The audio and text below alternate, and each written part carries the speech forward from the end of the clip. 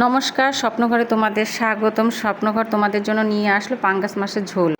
এখানে আমি 20 মিনিট আগেই পাঙ্গাস মাছে লবণ আর হলুদ মাখিয়ে রেখেছিলাম, কারণ আগে থেকেই লবণ আর হলুদ মাখিয়ে না রাখলে সেটা লবণটা মাছের গায়ে ভালোভাবে ঢোকে না এবং এটা খেতেও সুস্বাদু হয় না।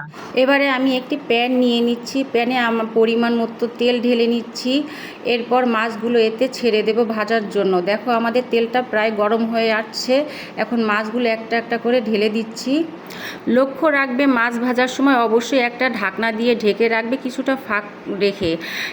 এজন্যই যে এই মাছগুলো ভাজার সময় প্রচণ্ড পরিমাণ ফুটতে থাকে আর তেল ছিটে আসার সম্ভাবনা থাকে, এজন্য ঢাকনা দিয়ে ঢেকে রাখবে। দেখো আমাদের মাছগুলো প্রায় ভাজা হয়ে আসছে। এখন আমি কিছু আলু সিদ্ধ করে আগে থেকে রেখেছি, সেই আলুগুলো হাতের সাহায্যে টুকরো টুকরো করে ভেঙে নিচ্ছি। তোমাদের সাথে একটি কথা শেয়ার করছি। এই রান্নাটি মূলত আমি আমার শাশুড়ি মায়ের কাছ থেকে শিখেছি। আমরা সাধারণত আলু স্লাইস করে কাটি, কিন্তু এখানে আমি আলুগুলো সিদ্ধ করে রেখেছি।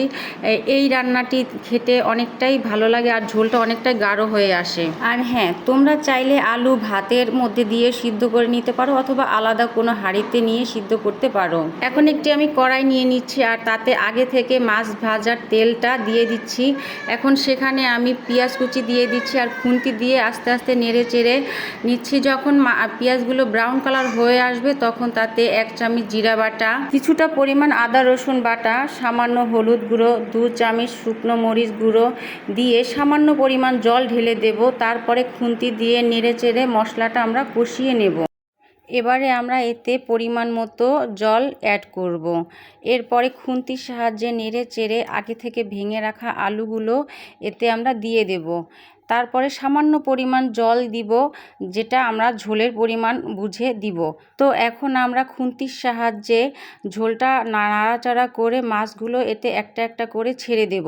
তো এখানে আমি মাছগুলো একটা একটা করে ছেড়ে দেওয়ার পরে যখন ঝোলটা একটু ফুটে আসবে তখন আলুগুলো তুলে নেব। তুলে নিয়ে আলুগুলো আমি হাতার সাহায্যে ভেঙে ভেঙে নেব, অর্থাৎ গালিয়ে নেওয়া হয়ে গেলে গলানো আলুগুলো আমরা ঝোলের মধ্যে ঢেলে দেব।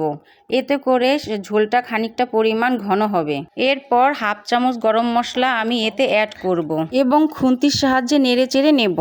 এবারে খুন্তির সাহায্যে নাড়াচাড়া হয়ে গেলে আমি ঢাকনা দিয়ে 1 মিনিটের জন্য দমে রাখবো, তারপর পরিবেশন করব।